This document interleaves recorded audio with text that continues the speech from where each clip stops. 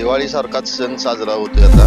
ते पाण्यात आम्हाला सगळ्यांना दिलं पाणी सुटणार, काय अडचण नाही. भाऊ चांगलं काम केलं. आता इथनं पुढे होईल, ऊस होईल, सगळं होईल, कांदा होईल. सध्या आपण नेर धरणावरती आहोत. आज या ठिकाणी नेर धरणामधून मान तालुक्यातील आंधळी धरणामध्ये पाणी सोडण्यात आलेलं आहे. या ठिकाणी काय मान तालुक्यातील ग्रामस्थ आलेत, काय त्यांच्या भावनात आपण जाणून घेऊया. आज जसा दिवाळीला आनंद मिळतो तसा आज मिळालाय. जयकुमार गोरे साहेबांच्या मुळे आपल्याला एवढाही आनंद घेता येतो, कारण पाण्याची आपल्या तालुक्यामध्ये पाण्याचा प्रॉब्लेम जास्त आहे. आणि गोंदावल्याच्या बाजूला आमच्या पाणी एका बाजूला आणि एका बाजूला नाही. आणि ती परिस्थिती आता या महिन्याभरात मला वाटते निवळून जाणार आहे. कुठली परिस्थिती राहणार नाही, कारण अर्धा भाग पाण्याखाली आहे ना, अर्धा भाग निव्वळ दुष्काळाच्या भागात आहे. तो दुष्काळ आता मिटणार आहे बघा. मागल्या पंचवार्षिकला त्यांनी सांगून ठेवलं, पाण्याविना आम्ही इलेक्शनला समोरच जाणार नाही, आणि ते त्यांनी खरं केलंय बघा. हो, खरं केलं. एकदम आनंद झालाय. जसा आपल्याला दिवाळीचा सण साजरा करतो त्याच्यापेक्षा डबल आता शेतकरी साजरा करणार आहे. पाणी अगोदर सुटायला पाहिजे, पण पाऊस नसल्यामुळं वेळ लागला त्याला.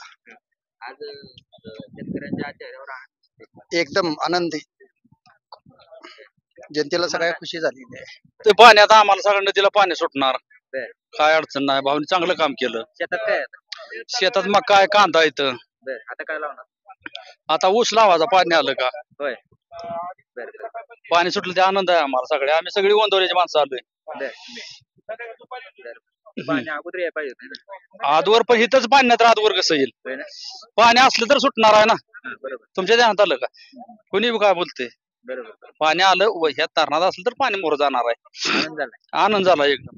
दिवाळी सारखाच सण साजरा होतोय आता, कारण आमदार जयकुमार भाऊ गोरे यांच्या माध्यमातून आम्हाला जो इतके वर्ष जे संघर्ष करून जे पाणी मिळालं नव्हतं, ते आज त्यांच्या माध्यमातून पाणी मिळत आहे, याचा खूप मोठा आनंद आहे. आजपर्यंत सगळ्यांनी दिशाभूल करून पाण्यावर सगळं राजकारण केलं, पण आमदार भाऊंनी जे पाणी आणून दाखवलं का नाही, याचं खूप मोठं समाधान आहे. आजपर्यंत आम्ही गोंदवलेकर जे उत्तरेचा भाग आहे तो आजपर्यंत पूर्ण पाण्याअभावी होता, दुष्काळात. अजूनपर्यंत टँकर चालू होते, सगळं होतं. पण आज भाऊंनी जे पाणी आणून दिलं तिथं, त्या टोटल सगळा भाग तिथला सक्षम झाला.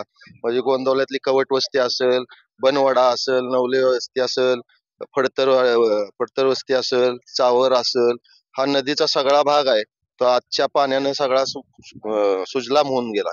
येणार भाऊनी काम तसं केलेलं आहे. पाण्याचं काम एक नंबर केलेलं आहे, आणि पहिल्यापासून दहाडीनं भाऊच काम करत. त्याच्यामुळे काही अडचण येणार नाही. आज आम्ही पाणी सोडायला गोंदवल्याची 25 जण आलो. काय शेतात आता पाणीच नसल्यामुळे पहिलं काय नव्हतं. आता इथनं पुढे होईल, ऊस होईल, सगळं होईल, कांदा होईल, सगळं होईल. पाणीची कमी असल्यामुळे काय होत नव्हतं.